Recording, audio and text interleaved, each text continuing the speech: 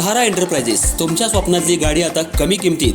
इचलकरंजी शहरालगत असलेल्या कबनूर चंदूर रोडवर कोन्नूर पार्कमधल्या सहारा एंटरप्राइजेस इथं पश्चिम महाराष्ट्रातली विविध बँका आणि फायनान्स कंपन्यांनी जप्त केलेल्या जुन्या दुचाकी आणि चारचाकी गाड्यांची विक्री केली जाते.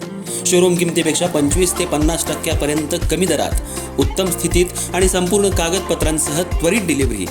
दुचाकी 20,000 पासून पुढे तर चारचाकी 50,000 पासून पुढे. आपल्या पसंतीची कार किंवा बाईक आता अगदी परवडणाऱ्या दरात घेऊन जा.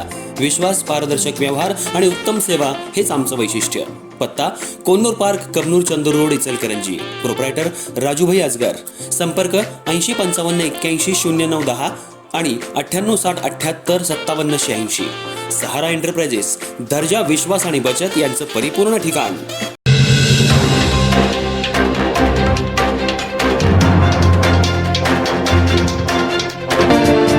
इचलकरंजी महानगरपालिकेमध्ये भाजपमधून स्वीकृत नगरसेवक पद कोणाला मिळणार याची उत्सुकता सगळ्यांना लागून राहिली आहे. ज्या उमेदवारांना उमेदवारी मिळाली होती त्या उमेदवारांचा पराभव झालाय, त्यांना पुन्हा भाजप स्वीकृत नगरसेवक करणार का? जे उमेदवार निवडणुकीत उमेदवारी घेऊन पराभूत झालेत त्यांना स्वीकृत नगरसेवक करता येणार नाही अशी घोषणा राज्याचे मुख्यमंत्री देवेंद्र फडणवीस आणि मंत्री चंद्रकांत दादा पाटील यांनी केली होती. पण इचलकरंजी महानगरपालिकेवर पुन्हा पराभूत उमेदवाराला स्वीकृत नगरसेवक बनवण्याच्या हालचाली सुरू झाल्या आहेत. त्यामुळे भाजपच्या निष्ठावान कार्यकर्त्यांमध्ये नाराजीचा सूर उमटलाय. इचलकरंजी महानगरपालिकेची निवडणूक होत असताना भाजपमधून सध्या 43 नगरसेवक जनतेनं निवडून दिलेत.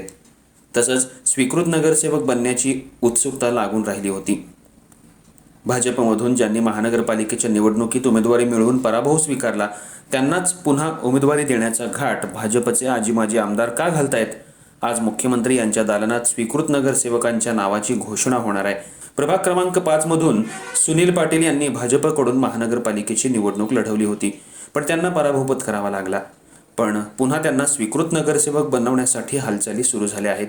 तसंच ज्यांनी भाजप पक्ष वाढवण्यासाठी वर्षानुवर्षे इचलकरंजी शहरात काम केलंय आणि महापालिकेच्या निवडणुकीसाठी उमेदवारी मिळणार होती त्यांची उमेदवारी कट करून दुसऱ्या उमेदवाराला उमेदवारी देण्यात आली आहे. त्यावेळी सच्च्या निष्ठावंत कार्यकर्त्यांना स्वीकृत नगरसेवक बनवण्याची ग्वाही दिली गेली होती. पण पुन्हा नेत्यांच्या मर्जीतल्या उमेदवारांना स्वीकृत नगरसेवक बनवण्याच्या हालचालींना वेग आलाय.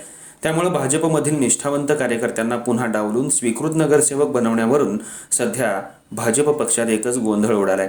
ज्यांनी आजवर पक्षाशी एकनिष्ठ राहिले आहेत त्यांना डावलून निवडणुकीत पराभूत झालेल्या उमेदवाराला पुन्हा स्वीकृत नगरसेवक का बनवलं जात आहे असा सवाल सध्या निर्माण झालाय. सध्या सुनील पाटील, प्रकाश दत्वाडे, भरत जोशी आणि अन्य एक असे स्वीकृत नगरसेवक बनवण्यासाठी मुख्यमंत्र्यांच्या दालनात यादी देण्यात आली आहे. आज मुंबई इथं बैठकीमध्ये स्वीकृत नगरसेवक ठरवण्यात येणार आहे.